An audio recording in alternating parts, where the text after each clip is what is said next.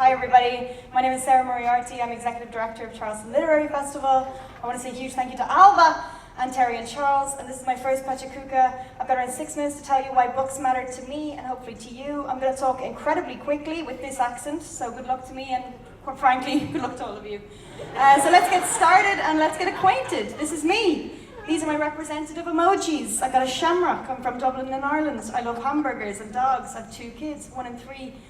I like books. And my career up until recently was in brand marketing for mobile apps, largely in Berlin in Germany. And here's a snapshot of what my life looked like in Berlin. It's a bit colder than Charleston. Here's my husband Mina, organizing the bottles for recycling. Here's our dog Agatha in her designer jacket. And my son Hugo, who was 10 months old at the time, catching snowflakes with his tongue.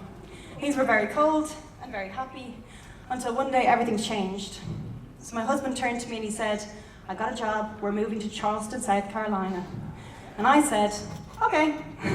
I was 4 months pregnant at the time with our second child. I packed in my job, I packed up the dog and the toddler, and I said, let's go.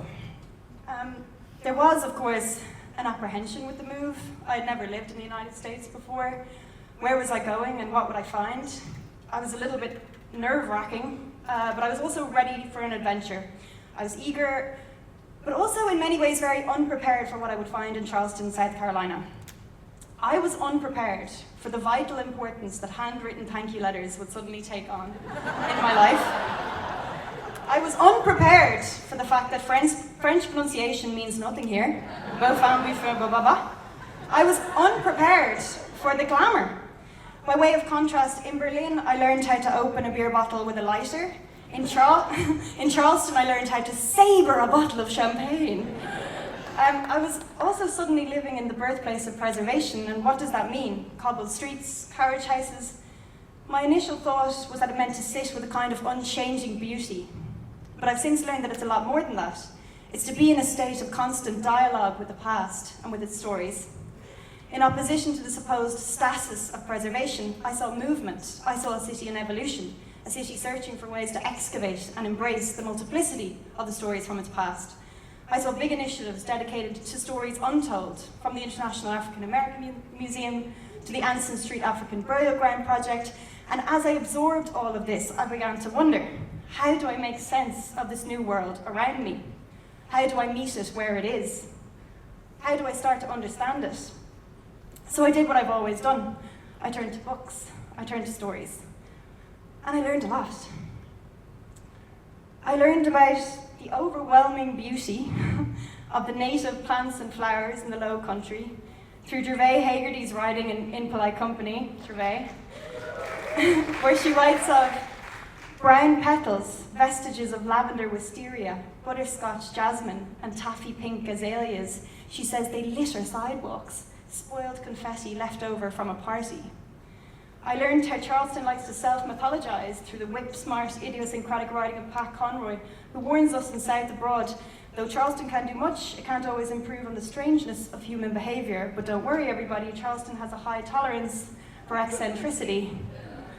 And I learned about Denmark Vesey, the architect of a foiled revolt in 1822, a former enslaved person. He was a successful black carpenter who had purchased his freedom with winnings from the city lottery, but was unable to do the same for his family members. His planned uprising never happened. It was thwarted at the last minute. And again, as I read all of these stories, I was also preoccupied with a question, and this is a question we all ask ourselves, no matter where we're from or where we find ourselves: where do I fit in all of this? Near the end of my pregnancy, I was feeling huge and homesick and a bit sorry for myself, and a friend invited me over to tea. This isn't her actual sitting room. This is an artist's rendering. We sat on a beautiful couch covered in a very opulent sheepskin rug in front of a fire, even though it was 1,000,000,000 degrees outside, with a sweet dog and a formidable cat. And I think in an effort to make me feel at home in Charleston, she gave me a book about Ireland. And this was the first time that I read Claire Keegan's Small Things Like These. It's a story about a lot of things, but mainly the treatment of unmarried pregnant women in Ireland in the 1980s. This book reflected a lot back to me. I felt a deep comfort in the domestic scenes with warm milk and Weetabix, set alongside a dark and very familiar history. Which brings me to why books matter to me. People talk about how books help us to escape, and I think that's true, but I'm more interested in how books help us to understand. Books and stories allow us to see things from a different perspective. This allows for imagination and empathy and understanding.